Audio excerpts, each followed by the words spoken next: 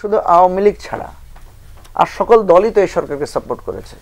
যখন প্রফেসর ইউনূস শপথ নিচ্ছিলেন তখন সব দল সেখানে ছিলেন না, জনমানুষ, সিভিল সোসাইটি সবাই তো সেখানে উপস্থিত ছিলেন। বিএনপি একটা বড় দল, বিএনপি যখন একটা কথা বলে বিএনপির একটা গুরুত্ব থাকতে হবে, তো কোনো সন্দেহ নাই। কারণ বিএনপি আমরা দেখেছি অনেক বড় কিছুতে বিএনপি যখন একটা পজিশন নিয়ে ফেলেছে তখন কিন্তু সেটা আমরা আর বাস্তবায়ন করতে পারি না। যেমন প্রেসিডেন্টের ব্যাপারে একটা কথা আসছিল, কিন্তু বিএনপি যখন প্রেসিডেন্টের পক্ষে পজিশন নিয়েছে তখন কিন্তু এই ব্যাপারে গভর্নমেন্টও কিছুটা সরে এসেছে, আর অন্যান্য ক্ষেত্রেও দেখা গেছে।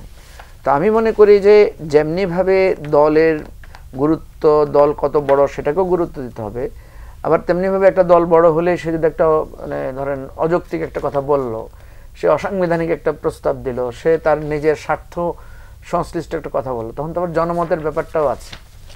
সেই জায়গা থেকে আমাদেরকে মনে রাখতে হবে যে এই দুটোকে ব্যালেন্স করতে হবে, যে politics is a art of compromise, ঠিক আছে? তো আমাদেরকে মনে রাখতে হবে যে এখানে একটা আমাদের বোঝাপড়ার মধ্য দিয়ে কিন্তু রাজনীতি যেতে হবে। রাজনীতির অনেকগুলো দিক আছে, ভোট যেমনি একটা গুরুত্বপূর্ণ বিষয়, বোঝাপড়া, সমঝোতা এগুলো একটা গুরুত্বপূর্ণ বিষয়। দেখেন আমাদেরকে কেন গণ অভ্যুত্থান করতে হলো? আমরা তো আওয়ামী লীগের কাছে প্রস্তাব দিয়েছিলাম যে আলোচনায় বসেন, আপনারা পদত্যাগ করেন, আপনারা একটা তত্ত্বাবধায়ক সরকার দেন, নির্বাচন হন, আসেন, আপনারা যদি এত উন্নয়ন করে থাকেন জনপ্রিয়তা যাচাই করেন। আমরা এই আলোচনাগুলো করেছিলাম না, প্রস্তাবগুলো দিয়েছিলাম আমরা।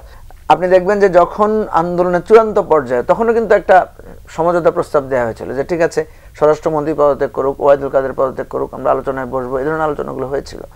কিন্তু সমঝোতা বাদ দিয়ে যখন আপনি জেদাজেদিতে যাবেন, আমরা কিন্তু এখন এক ধরনের জেদাজেদি দেখতে পাচ্ছি যে সংস্কার, যেমন নির্বাচনে এখন কি, এখন আমরা দেখলাম যে সরকারের সাথে বিএনপির মত পার্থক্য জায়গাটা শুধু জুন না ডিসেম্বর, ঠিক আছে? আমরা যেরকম বলি দিল্লি না ঢাকা, ঢাকা ঢাকা, এখন যদি কালকে ঢাকায় মিছিল বের হয় যে ডিসেম্বর না জুন, ডিসেম্বর না জুন, ডিসেম্বর ডিসেম্বর, বা এক পক্ষ বললো জুন জুন, তাহলে কি হবে? আমাদের মধ্যে একটা ডিভিশন তৈরি হবে।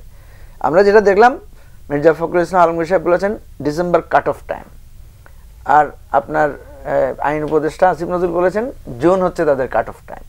বাট সংস্কার, এই অন্যান্য বিষয়ে কিন্তু কোনো দ্বিমত নাই। বিএনপিও মেজর সংস্কারের ব্যাপারে কোনো দ্বিমত পোষণ করেন নাই।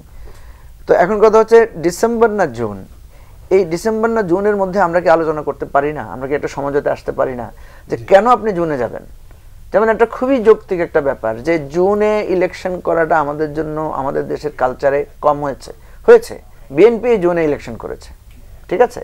ধরেন জুনের ইলেকশনে একটা আনসার্টেনিটি থাকে, আবহাওয়ার একটা ব্যাপার থাকে, পরীক্ষা থাকে, নানা রকম ঝামেলা থাকে। তো বেটার হচ্ছে ডিসেম্বর টু ফেব্রুয়ারি, যেটা আমাদের অতীতে হয়েছে, ডিসেম্বর ফেব্রুয়ারি ইলেকশনগুলো হয়েছে। এখন কথা হচ্ছে এই আলোচনাটা আমরা যদি সমঝোতার ভিত্তিতে, দেখেন এই সরকারটা কিন্তু একটা সমঝোতার সরকার। আমি দেখেছি যে একটা বিতর্ক যে নির্বাচিত কি অনির্বাচিত, একটা বিতর্ক হয়েছে সরকারকে, এই সরকার কি নির্বাচিত না অনির্বাচিত? আমরা দেখলাম বিএনপির পক্ষ থেকে বলা হচ্ছে যে বলেই যাব যে আপনারা অনির্বাচিত, আবার সরকারের পক্ষ থেকে কোনো কোনো উপদেষ্টা বলেছেন আমরা নির্বাচিত। আমি তো বলি এই সরকার মোর দেন নির্বাচিত, কারণ আপনি দেখবেন একটা সরকার নির্বাচিত হয় 40 বা 50% মানুষের ভোটে, কিন্তু এই সরকারের প্রতি সমর্থন দিয়েছে মোর দেন 80%। কিভাবে আমি এটা বললাম? কারণ আপনি দেখেন শুধু আওয়ামী লীগ ছাড়া আর সকল দলই তো এই সরকারকে সাপোর্ট করেছে। যখন প্রফেসর ইউনূস শপথ নিচ্ছিলেন তখন সব দল সেখানে ছিলেন না, জনমানুষ, সিভিল সোসাইটি সবাই তো সেখানে উপস্থিত ছিলেন। ইভেন আমি বলি আওয়ামী লীগও ছিলেন, কারণ ওই সময় প্রেসিডেন্টই তো শপথ পড়িয়েছেন, প্রেসিডেন্ট তো আওয়ামী লীগের অ্যাপয়েন্টেড, এবং তখন কিন্তু সচিব টচিব যারা ছিলেন ম্যাক্সিমামই আওয়ামী লীগের লোকেরা সেখানে ছিলেন। তো সুতরাং এই বিতর্কগুলো না করে আমাদেরকে একটা যৌক্তিক আলোচনার ভিত্তিতে সমাধানে পৌঁছানো।